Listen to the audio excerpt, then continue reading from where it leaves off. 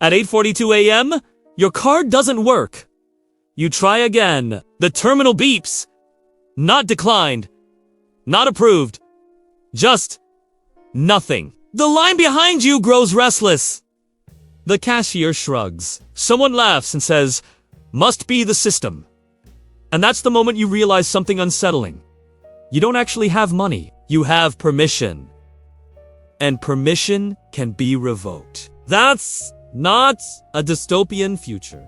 That's the foundation of a cashless society. And it's already here. Right now, more than 80% of transactions in some countries never touch physical cash. Sweden is so close to cashless that some banks no longer accept bills. In China, entire cities function almost entirely through QR codes. Even in the US and Europe, cash is quietly becoming inconvenient. Not illegal, just awkward.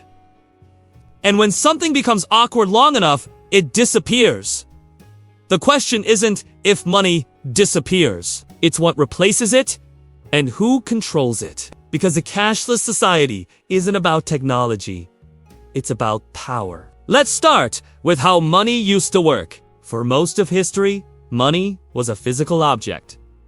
Coins, notes, something you could hold.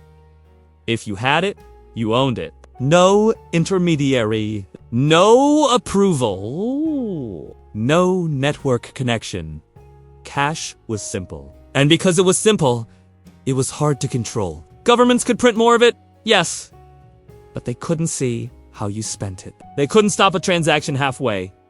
They couldn't reverse it. They couldn't freeze it with a keystroke. Cash was messy, anonymous, inefficient, which is exactly why systems hate it. So we digitized money. At first, it felt harmless. Cards replaced wallets. Online banking replaced branches. Apps replaced tellers. Money became numbers on a screen. Convenient, fast, clean. But here's the quiet shift most people missed. When money becomes digital, it stops being an object. It becomes an entry in someone else's database. That means every transaction needs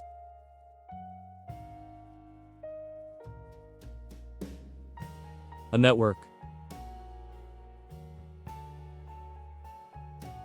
a validator, a permission layer.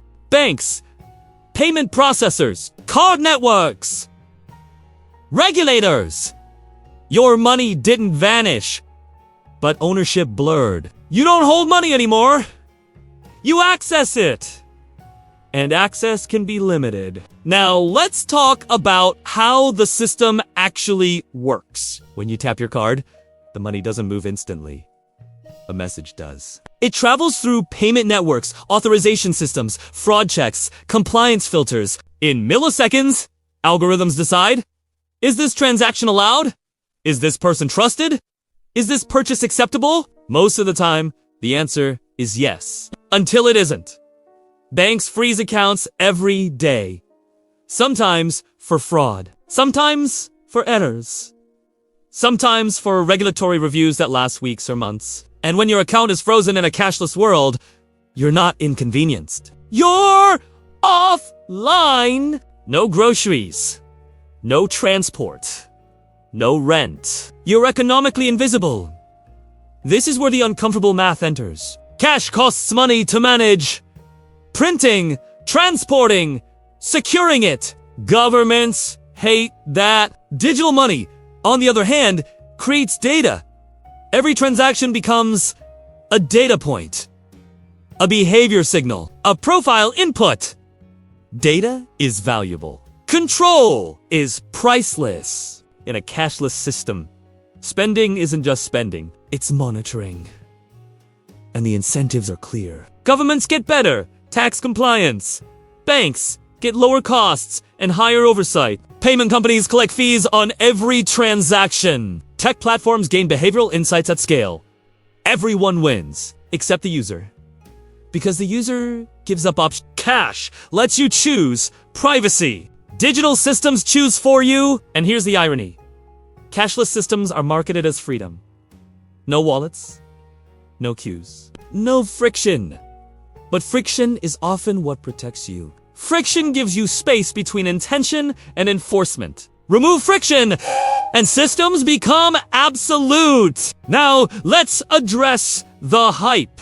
You'll hear that cashless societies reduce crime, that they stop tax evasion, that they're more inclusive. Sometimes, that's true.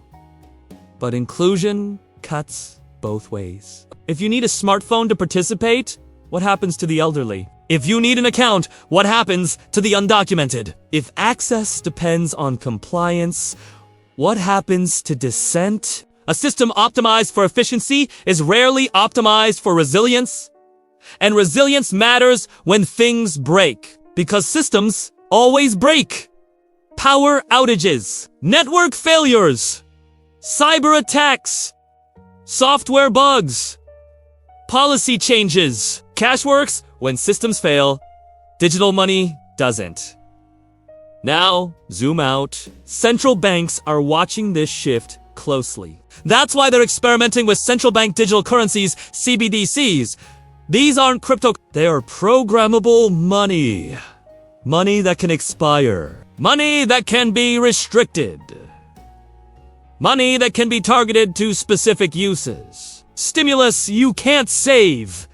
Benefits you can't spend on certain items. Funds that disappear if unused. From a policy perspective, it's efficient. From a personal perspective, it's unprecedented control. This isn't about good or evil. It's about capability. Once a system can do something, the temptation to use it grows. And history suggests that emergency powers rarely disappear after the emergency ends. A cashless society doesn't require tyranny. It just requires convenience and patience. Because people don't resist what feels helpful. They resist what feels painful. And cash isn't being banned. It's being neglected. Stores stop accepting it. Banks stop handling it. ATMs disappear. Social pressure builds. Until one day, carrying cash feels suspicious. Old-fashioned, almost rebellious.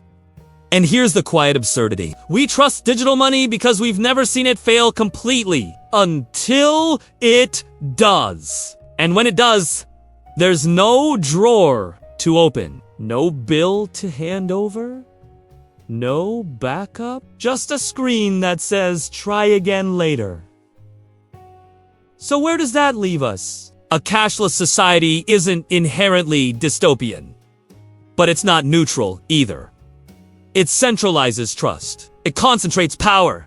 It trades resilience for efficiency. And once physical money disappears, it doesn't come back because you can't opt out of infrastructure. So the real question isn't whether cashless is good or bad. It's this. In a world where money is permission-based, who decides when you're allowed to participate? And what happens on the day the system decides? You're not. That day probably won't be dramatic.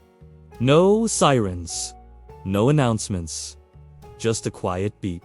And a screen that doesn't respond. And you standing there, realizing that money didn't disappear. Control!